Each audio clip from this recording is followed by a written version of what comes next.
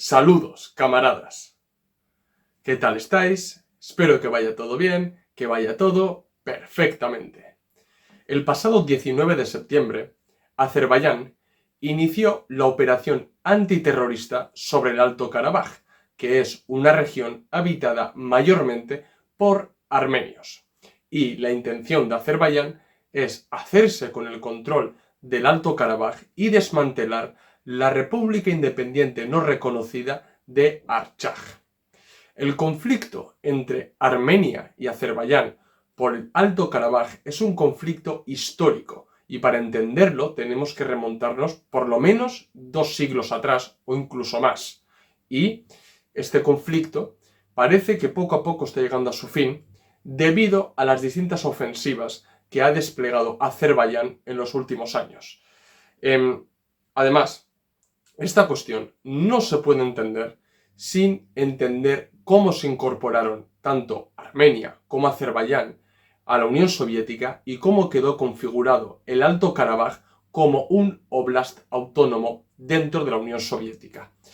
Pero en este vídeo me quiero ceñir a lo que ha ocurrido estos últimos días y sobre todo quiero hablar de las consecuencias futuras que va a tener la supuesta operación antiterrorista desplegada por Azerbaiyán en el Alto Karabaj en un futuro.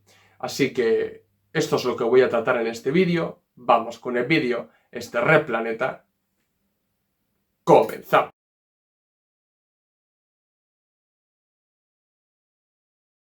Como os he dicho en la introducción del vídeo, para entender el conflicto entre Armenia y Azerbaiyán por el Alto Karabaj, tenemos que remontarnos mucho tiempo atrás. Pero no es el objetivo de este vídeo, y si realmente queréis conocer la disputa histórica entre Armenia y Azerbaiyán por el Alto Karabaj, os recomiendo que veáis un vídeo que subí hace unos meses al canal titulado Alto Karabaj, conflicto entre Armenia y Azerbaiyán. Y en ese vídeo os explico todo el desarrollo histórico, tanto de Azerbaiyán como de Armenia, y la disputa que hay históricamente entre estos dos países por el Alto Karabaj. He dicho que no me voy a remontar siglos atrás, pero sí quiero explicar 3 cuestiones importantísimas para entender cómo llegamos a la situación del 19 de septiembre de 2023. Bueno, primeramente lo que hay que entender es que tras la disolución de la Unión Soviética, tras el desmantelamiento de la Unión Soviética, Armenia y Azerbaiyán reavivaron este conflicto por el Alto Karabaj y comenzó lo que se conoce como la Primera Guerra del Alto Karabaj. En esta guerra, tanto Armenia como la República de Artsaj pues salieron ganadores de esta guerra y prácticamente los armenios controlaron casi todo lo que era el antiguo oblast autónomo del Alto Karabaj. Pero la cosa no queda aquí, porque en 2016 hubo otro enfrentamiento que se conoce como la Guerra de los 4 días, en el que Azerbaiyán consiguió avanzar posiciones.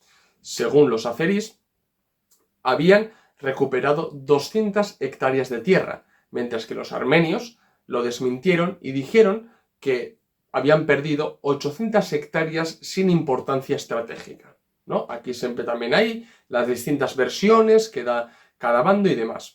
Yo os he dicho lo que dijeron cada bando. En 2020 estalló una nueva guerra que se conoce como la Segunda Guerra del Alto Karabaj.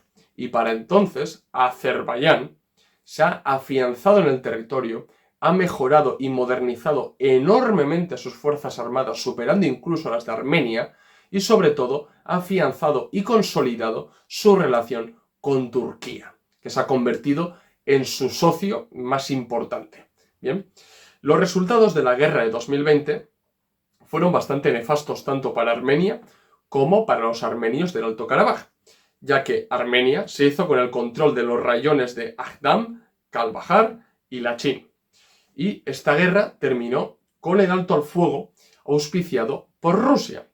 Y bueno, lo que se firmó en ese alto al fuego, en ese acuerdo de alto al fuego, fue que los dos países controlarían los territorios que constaban al final de la Segunda Guerra del Alto Karabaj, se desplegarían 2.000 soldados rusos en el corredor de Lachin, que es el único corredor que conecta el Alto Karabaj Con Armenia, pues en ese corredor se establecerían 2.000 soldados rusos que mantendrían el suministro de alimentos para los armenios del Alto Karabaj, y luego también se pactó que paulatinamente Azerbaiyán obtendría acceso a su enclave de Najicheván. Recordad que dentro de Armenia existe un enclave de Azerbaiyán, Najicheván, y Azerbaiyán siempre ha tenido la intención de conectar vía terrestre su enclave con el resto del territorio nacional. Entonces, bueno, supuestamente uno de los acuerdos también era ese, que Azerbaiyán constara de una vía, de una conexión entre su enclave y el resto del territorio nacional, ¿no? Además, Rusia también se comprometió a asistir militarmente a Armenia en caso de que fuera atacado su territorio nacional.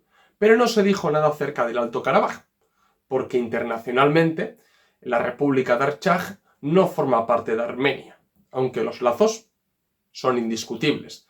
Entonces, bueno, que eso no se quedara sobre el papel en el alto el fuego de 2020, pues abría la puerta a futuras agresiones por parte de Azerbaiyán. Bien, entender estas tres guerras es clave para poder entender en qué punto nos encontramos hoy en día y por qué Azerbaiyán ha iniciado lo que ha denominado como operación antiterrorista. Bien, pero también es muy importante entender la geopolítica, porque yo siempre he dicho, la geopolítica es importantísima porque condiciona la toma de decisiones en el aspecto nacional. Además, la geopolítica sirve para entender la dialéctica entre estados y las alianzas que existen. Y sobre todo, si observamos la política en el caso de Azerbaiyán y de Armenia, nos vamos a dar cuenta que ha sido Azerbaiyán la que se ha movido mejor en materia geopolítica. Y ahora os voy a explicar por qué. Azerbaiyán, como os he dicho antes, ha reforzado enormemente sus lazos con Turquía. Se ha convertido en su socio número uno. Bien, además, en estos dos países se ha puesto de moda el lema de una nación, dos estados. Con esto creo que ya lo digo todo. Además, en las futuras agresiones que pueda cometer Azerbaiyán, como en esta tercera guerra del Alto Karabaj, pues Turquía le ha dado todo su apoyo a los de Azerbaiyán. Bien, además no solo eso, sino que existe el objetivo de conectar vía terrestre tanto Turquía con Azerbaiyán, pero para eso Azerbaiyán se tiene que hacer con territorio armenio. Bien, y eso es muy importante, porque sí, el enclave de Azerbaiyán en Armenia hace frontera con Turquía, pero está desconectada del resto del territorio nacional, de modo que existe ese objetivo de conectar enteramente a Azerbaiyán con Turquía. Además, la propia Ursula von der Leyen dijo que Azerbaiyán era un socio fiable. ¿Por qué? Porque se ha convertido en uno de los suministradores de gas más importantes para la Unión Europea. Recordad que a raíz de la guerra de Ucrania, pues la Unión Europea, los países de Europa han sufrido mucho. ¿Por qué? Porque Rusia era uno de los países más importantes que suministraba gas a los europeos. Ahora que se ha cerrado el grifo de Rusia para con Europa, en teoría, pues Azerbaiyán se ha convertido en uno de los suministradores más importantes. Esto tiene mucho que ver, porque apenas hemos oído una condena internacional sobre lo que ha hecho Azerbaiyán en el Alto Karabaj. Bien, y esto tiene mucho que ver, por ejemplo, con que se haya convertido en el mayor suministrador de gas a la Unión Europea. Además, la Unión Europea es la principal inversora en Azerbaiyán. No solo eso, porque yendo a las cuestiones y relaciones entre países europeos y Azerbaiyán, podemos ver que varias investigaciones periodísticas han demostrado que Azerbaiyán ha actuado como un lobby en distintos países europeos, como puede ser Italia o en Alemania, pero más fuertemente en Alemania. ¿Para qué? Para lavar su imagen, para mejorar su imagen y condicionando el espectro político de Alemania en favor de Azerbaiyán, ¿no? Para que tenga la ciudadanía, para que tenga cada vez más una imagen positiva de Azerbaiyán, porque hasta entonces no tenía una imagen positiva de Azerbaiyán. Bien, y además esto es bastante obvio que Azerbaiyán, lavando su cara, empieza ya a allanar el camino para las distintas agresiones que va a cometer y ha cometido contra Armenia, y de esta manera que la comunidad internacional no se lleve las manos a la cabeza, ¿no? Ahí vemos también el doble rasero de la Unión Europea o de la comunidad internacional para con Rusia o para con Azerbaiyán. Bien. También es cierto, en el caso de Armenia, que poco a poco comenzó a separarse de Rusia, pero a raíz de la Segunda Guerra por el Alto Karabaj, Armenia, pues bueno, volvió a acercarse a Rusia, básicamente por protección. Bien, pero a raíz de la guerra de Ucrania, las cosas han empezado a cambiar, porque, por un lado, Azerbaiyán ha entendido muy bien que si Rusia está ocupada con la guerra de Ucrania, difícilmente podrá asistir militarmente a Armenia. Y esto mismo han entendido los gobernantes armenios, porque ven que si Rusia está demasiado ocupada con Ucrania e intentando esquivar las sanciones económicas y demás que le ha impuesto la Unión Europea y el resto de la comunidad internacional, pues tal vez Rusia pueda tomar la actitud de sacrificar a Armenia. Bien, y eso lógicamente lo que ha empujado a los gobernantes armenios es a empezar a acercarse a países como Estados Unidos. Bien, pero hay dos hechos clave que demuestran o dan una explicación a por qué los gobernantes armenios han empezado poco a poco a dirigirse hacia Estados Unidos y a recelar de Rusia, de no ver en Rusia un socio fiable. Bien, son estos dos sucesos. Primero, el ataque de Azerbaiyán a Jermuk en 2022. Jermuk no es una localidad del Alto Karabaj. Jermuk pertenece al territorio nacional de Armenia y recordad que Rusia firmó y acordó con Armenia asistir militarmente a este país en caso de que su territorio nacional fuera atacado. Fue atacado y Rusia no hizo nada. Y esto lógicamente crea una percepción en el gobierno armenio de que Rusia no hará nada en un futuro. También tengo que decir que el propio gobierno armenio no hizo absolutamente nada por sus compatriotas en Jermuk. Bien. Y el otro suceso o hecho clave es el comienzo del bloqueo del Alto Karabaj. Recordad que desde principios de este año, Azerbaiyán ha impuesto un bloqueo al Alto Karabaj. Bien, bloqueó el corredor de Lachin y evitó que llegara suministros, alimentos y demás al Alto Karabaj. Y lógicamente ahí en ese corredor debían estar las fuerzas rusas, que debían velar para que esto no ocurra, para que no se quedan bloqueados, para que los ciudadanos armenios del Alto Karabaj pudieran constar de un suministro de alimentos, de energía y demás, porque se lo suministraba Armenia. Y de esta manera, si lo bloquean, no llega. Y esto es lo que ha ocurrido estos últimos meses, que ha sido insoportable para los ciudadanos armenios en el Alto Karabaj. Bien, pues el gobierno armenio, al ver que los rusos no han podido evitar ese bloqueo, también ha surgido ese recelo para con Rusia dentro de la esfera política o del alto mando armenio. Bien, además, también hay que decir que el único país que ha manifestado su oposición a una agresión de Azerbaiyán a Armenia ha sido Irán. Esto lo han dejado muy claro. Irán ya ha dicho que no va a aceptar que se cambien las fronteras entre Azerbaiyán y Armenia. ¿Por qué? Porque si miramos un mapa, nos daremos cuenta que si Azerbaiyán consigue conectar por vía terrestre con su enclave en Armenia, lo que va a provocar es que Irán no tenga esa conexión con Armenia. Armenia se quedaría aislada y no tendría esa conexión terrestre con Irán. Y eso, lógicamente, va a entorpecer y va a fastidiar ciertos intereses económicos y comerciales de Irán, y eso no lo van a permitir. Bien, además, si vamos a septiembre, nos vamos a dar cuenta de que el gobierno de Armenia ha cometido actos muy desesperados, pero es que no se debe olvidar que el actual primer ministro de Armenia, que es Nikol Pashinyan, bien, llegó al poder en 2018 a través de lo que se conoce como una revolución de colores pro-occidentalista. Bien, esto es muy importante tenerlo en cuenta, porque su carácter pro-occidentalista le ha hecho que poco a poco se empiece a acercar a Estados Unidos y a Occidente, dejando de lado a Rusia.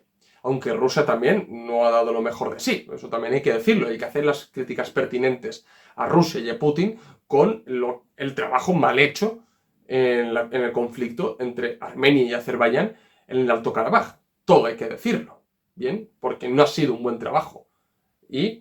Pero también hay que tener en cuenta que el nuevo ejecutivo de Armenia es de carácter pro-occidentalista. Y eso ha hecho que se acerque poco a poco a Estados Unidos. Pues bien, lo que os decía, en septiembre el gobierno de Armenia ha protagonizado varios actos bastante desesperados. ¿Cuáles? Por ejemplo, cuando a comienzos de este mes de septiembre, cuando Azerbaiyán empezó a acumular tropas en la frontera con la República de Artsaj, que es la república independiente de facto, pero no reconocida internacionalmente y donde viven la mayoría de armenios en Alto Karabaj, pues el gobierno armenio empezó a oficializar su viraje hacia Occidente. Primero, la decisión que tomó fue retirar al representante de la Organización del Tratado de Seguridad Colectiva, que coloquialmente es conocida como la OTAN rusa. No solo eso, sino que además Armenia anunció por primera vez el envío de ayuda humanitaria a Ucrania. Bien, y además esto es un poco un guiño a los países europeos y de Occidente para decir que nosotros también estamos apoyando a Ucrania, nos estamos alejando de Rusia. Bien, pero esto es un poco absurdo, porque las propias autoridades ucranianas se han manifestado a favor del bloqueo del Alto Karabaj, a favor del bloqueo de Azerbaiyán al Alto Karabaj. En ese sentido, la decisión que han tomado los armenios de ayudar a Ucrania es como pegarse un tiro en el pie, porque estás ayudando a un país que abiertamente ha dicho que está de acuerdo con cortar el suministro, evitar que llegue comida a tus propios ciudadanos en el Alto Karabaj. Algo realmente paradójico por parte de las autoridades de Armenia. Y no solamente eso, sino que lo más, en mi opinión, sin sentido que ha hecho Armenia ha sido realizar operaciones conjuntas con Estados Unidos. Esto oficializa completamente el viraje de Armenia. Y sé que muchos me dirán, ya, pero es que Rusia no ha hecho bien su trabajo y es normal que Armenia empiece a alejarse de Rusia. Sí, en parte tenéis razón. Rusia no ha hecho el mejor trabajo en Alto Karabaj. He mencionado dos hechos. El ataque que recibe en 2022 Armenia en su propio territorio nacional y que no pudo evitar el bloqueo al Alto Karabaj. Estoy totalmente de acuerdo, porque eso lo firmó Rusia.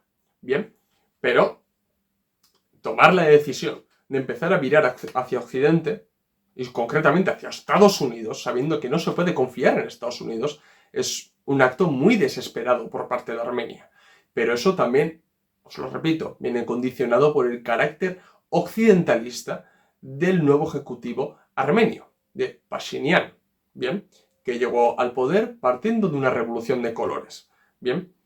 Además, otro de los hechos que ha envalentonado enormemente a Azerbaiyán es que en mayo de este año el primer ministro de Armenia dijo que, bueno, en aras de evitar un conflicto abierto entre Armenia y Azerbaiyán, estarían dispuestos a reconocer la soberanía de Azerbaiyán sobre el Alto Karabaj. Es decir, que estaba dispuesto a abandonar a los armenios del Alto Karabaj o literalmente de abandonar el Alto Karabaj. Bien, pero es que esto es una línea roja para el pueblo armenio. Es una línea roja. Bien, si bien el gobierno armenio puede decidir eso, el pueblo armenio no. Y no es de extrañar que ha habido manifestaciones, ha habido intentos de derrocar el actual ejecutivo armenio por parte del pueblo.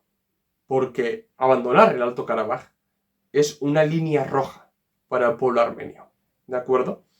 Pero es que estas acciones desesperadas del gobierno armenio, y no están, en mi opinión, no están muy bien meditadas, deviene, lo digo nuevamente, por el carácter occidentalista y pseudo-títere del actual primer ministro armenio. Además, confiar en Estados Unidos no es muy bueno. Y además no es muy bueno en el sentido de que Estados Unidos ha estado prestando asistencia militar a Azerbaiyán durante los últimos años. O sea, se está acercando Armenia a un país que no ha dudado en armar a Azerbaiyán, envalentonando a los azeríes para que realicen distintas agresiones a Armenia para recuperar el Alto Karabaj y, quién sabe, incluso para conectar el territorio nacional de Azerbaiyán con el enclave que tienen dentro de Armenia. Bien, si somos sinceros, para Estados Unidos, lo que está pasando en el Cáucaso, pues para ellos está en un segundo plano, porque ya no tienen esa necesidad de estar ahí metidos. ¿Por qué? Porque tanto Armenia como Azerbaiyán se han escapado enormemente de la influencia rusa. Enormemente. Otra cosa sería si Rusia estuviera ahí literalmente moviendo los hilos. Pero es que no es así. Es una disputa histórica y con intereses nacionales de dos países enemistados desde hace mucho tiempo. Bien. Y Estados Unidos, pues bueno, lo que no le interesa es que Rusia se afiance. Tampoco le interesa una guerra regional, porque también tiene intereses en la zona. Bien, porque está justo debajo de Rusia. Pero claro, lo que no... a Estados Unidos no lo pueden pedir más. Armenia no le puede pedir a Estados Unidos, por favor, poneros bajo... Vamos a ponernos debajo de vuestro paraguas militar y protegernos de Azerbaiyán. Si Azerbaiyán es uno de sus socios, si Azerbaiyán es un socio fiable de la Unión Europea, parafraseando a Ursula von der Leyen.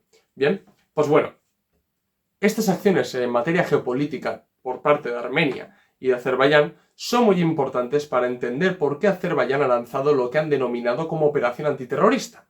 ¿De acuerdo?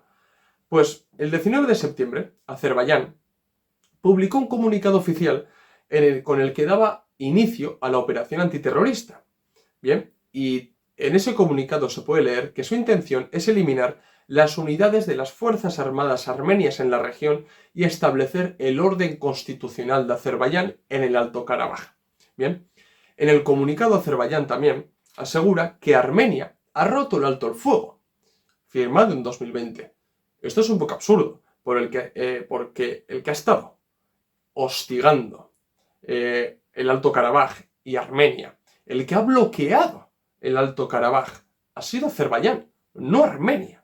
Y además, uno de los argumentos que han cogido el gobierno de Azerbaiyán para justificar el inicio de la operación antiterrorista ha sido la muerte de 2 soldados debido a una mina. Que vete tú a saber de cuándo es la mina, de la primera guerra por el Alto Karabaj, o la guerra del 2016, o la guerra de 2020, a saber. Pero bueno, han cogido ese argumento para poder realizar dicha ofensiva y tomar el control en el Alto Karabaj. Bien. Además, Azerbaiyán ha asegurado que ha informado a Turquía y a Rusia del inicio de la operación antiterrorista, cosa que Rusia lo ha desmentido y ha dicho que a ellos no se les ha informado con antelación. Bien, vemos, por ejemplo, cómo juega con muchas trampas Azerbaiyán, el gobierno de Azerbaiyán. Azerbaiyán tiene un claro objetivo, que es desmantelar las Fuerzas Armadas de la República de Artsaj, desmantelar la propia República independiente de facto, pero no reconocida internacionalmente, y asimilar o expulsar a los armenios que viven en el Alto Karabaj. Es decir, tomar completamente el Alto Karabaj. Esa es su intención con este inicio de la operación antiterrorista. Pero Armenia ha asegurado que ellos no tienen militares ni tropas propias en el Alto Karabaj, que hay fuerzas combatientes de la República de Artsaj, sí, pero ellos han dicho que no tienen militares apostados en el Alto Karabaj. Y esto parece que le ha importado bastante poco a Azerbaiyán. Bien, pues de ahí que el 19 de septiembre el ejército azerí lanzó una ofensiva para conseguir sus objetivos. La República de Artsaj estaba sola y difícilmente podía defender el territorio, ya que Azerbaiyán había abierto 4 frentes y la apertura de esos 4 frentes pues hizo que el ejército azerí pues avanzara rápidamente unos cuantos kilómetros en tan solo un día. O sea, fue una operación relámpago, si nos fijamos. Y a esto hay que sumar que el presidente armenio ya ha tomado la decisión de sacrificar el Alto Karabaj en aras de que no estalle una guerra total entre Armenia y Azerbaiyán.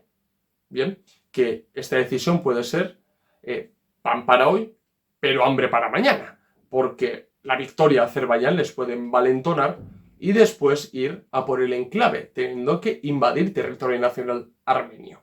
¿De acuerdo? De esta manera, esta operación ha acabado debido al alto al fuego que ha auspiciado Rusia. Bien, ese nuevo acuerdo de alto al fuego ha recogido lo siguiente: las Fuerzas Armadas de la República de Artsaj quedan disueltas y van a entregar todo su arsenal. Toda unidad militar armenia depondrá las armas, abandonará sus posiciones y saldrá del territorio del Alto Karabaj. A su vez, la República de Artsaj quedará totalmente desmantelada y el Alto Karabaj quedará bajo control de Azerbaiyán. Es decir, ya no solamente será Azerbaiyán de jure, sino que será Azerbaiyán de facto.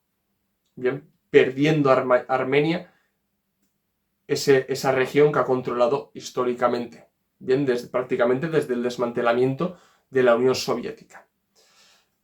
Además, todo esto tiene que estar supervisado por las fuerzas rusas. Y, a su vez, pues, toda la retirada de armenios del Alto Karabaj ha sido realizado en parte por las fuerzas rusas. ¿Cuáles son las consecuencias de la tercera guerra del Alto Karabaj? Bien, 200 muertos, de los cuales 10 son civiles y la mitad de ellos, es decir, 5 niños. Esto es la información que tenemos por ahora. Puede salir mucho más. Y alrededor de 400 heridos. Entre los desplazados se encuentran 2.600 armenios desplazados del Alto Karabaj. Bien, además, teniendo en cuenta que ha habido acusaciones de genocidio contra el pueblo armenio por parte de Azerbaiyán en el Alto Karabaj, pues muchos de ellos han preferido irse del Alto Karabaj para no quedarse con las Fuerzas Armadas de Azerbaiyán o para no quedarse bajo Azerbaiyán. Bien, esto es el conflicto. Ahora hay que hablar un poco de cuáles pueden ser las consecuencias a futuro. Bien, una de las consecuencias que yo creo que puede pasar es el derrocamiento del primer ministro Pashinyan, que es el primer ministro armenio. Este señor que ya dijo que estaría dispuesto a ceder el Alto Karabaj, este señor que ha preferido sacrificar el Alto Karabaj en aras de que no estalle una guerra entre Armenia y Azerbaiyán, pues este señor actualmente está contra las cuerdas, porque la cuestión del Alto Karabaj era una línea roja para el pueblo armenio y parece ser que ya han perdido o van a perder el Alto Karabaj. De modo que no sería de extrañar si el pueblo armenio decide sublevarse y decide derrocar al actual primer ministro armenio. Es más, en la noche del 20 de septiembre ya hubo protestas en Ereván para pedir la dimisión, la destitución del primer ministro armenio, con su consecuente represión y demás. Otras consecuencias que puede haber es que, claro, Azerbaiyán puede envalentonarse. Hemos visto que cada victoria que ha tenido en el frente se ha envalentonado más y más. Y esto solamente acaba de empezar. Se ha hecho con el Alto Karabaj. Pero ¿qué nos dice que Azerbaiyán no va a recuperar su enclave en Armenia? Porque lo lógico, y esto entra, parte de los objetivos de Azerbaiyán, es conectar el territorio nacional con su enclave en Armenia. Y eso, como os lo he dicho antes, va a suponer la invasión del territorio nacional armenio. Y veremos si Irán responde y veremos si Rusia responde a esto. Porque Irán ya ha dicho que no lo va a aceptar y Rusia debería asistir militarmente a Armenia en caso de que ese territorio nacional fuera invadido por Azerbaiyán para que llegue a su enclave. Bien. Mucha gente en este sentido se ha posicionado con Armenia. ¿Por qué? Porque Armenia es la agredida y luego también teniendo en cuenta que muchos armenios son cristianos pues, y los musulmanes o los azeríes, ¿no? Pues en Occidente es muy fácil de posicionarse con el débil y con los que tenemos más semejanza, es decir, con los armenios en ese sentido, no las cuestiones religiosas. Pero yo creo que analizar esto de esta manera es un poco simplista. No se puede analizar esto de esta manera. Lo que hay que entender es que Armenia ha sido desde los últimos años el país que ha estado sufriendo ese hostigamiento por parte de Azerbaiyán y ni qué decir los armenios que han vivido en Alto Karabaj, que han sufrido incluso el bloqueo y han sufrido el hostigamiento constante de las Fuerzas Armadas de Azerbaiyán. De modo que, en mi opinión, lo que hay que hacer es apoyar a Armenia. ¿Por qué? Porque está sufriendo una injusticia. Ha sufrido demasiado en los últimos años. pero sobre todo, el que en este punto, en este conflicto, mejor dicho, el que tiene intereses expansionistas es Turquía. Y Azerbaiyán, lógicamente, pero Turquía. Porque recordad que Turquía tiene el objetivo de crear la Gran Turquía, y eso pasa por conectar a Azerbaiyán con Turquía, ya que, como os he dicho antes, una nación, dos estados. Ese es el objetivo. El objetivo que tiene Turquía es crear la Gran Turquía, esas aspiraciones irredentistas, expansionistas que tiene Turquía. Y un comunista al menos tiene que oponerse a toda ambición expansionista. No se puede aceptar. No se puede aceptar. Y yo creo que esto es clave para posicionarse en este sentido. Bien, porque vemos, aunque Armenia, por ejemplo, en este sentido, se ha empezado a acercar a Occidente, debido a que ha desarrollado una especie de recelo para con Rusia, aquí Armenia es la agredida y aquí Armenia es la que está sufriendo. Y sobre todo en materia geopolítica ha sido el país en el que se le han reído en la cara. Y eso se puede ver con los actos desesperados que ha realizado Armenia estos últimos meses. Así que desde aquí todo mi apoyo al pueblo armenio. Quiero condenar las ambiciones expansionistas de Turquía con su aliado Azerbaiyán y tenemos que oponernos a toda clase de expansionismo. Esperemos que se respete el alto el fuego, esperemos que Azerbaiyán no se envalentone e invada territorio nacional armenio, porque eso puede llevar al desastre en el Cáucaso. Así que todo mi apoyo al pueblo armenio. Bueno, camaradas, voy a dejar aquí el vídeo, espero que os haya gustado. Si es así, dar like, si sois nuevos, suscribiros al canal. Recordad que en la descripción del vídeo tenéis el enlace de PayPal para donarnos dinero, ayudarnos a crecer y que podamos seguir ofreciendo este tipo de contenido. También tenéis en la descripción del vídeo los enlaces de los documentos y libros que tenemos a la venta en Unroad. Pasaros por el blog de entrevistas, donde tenemos entrevistas muy interesantes, y seguirnos en las redes sociales, Twitter, Facebook, Instagram y TikTok, donde subimos contenido a diario o casi a diario. Bueno, camaradas, esto es todo. Nos vemos en el próximo vídeo. Salud, camaradas.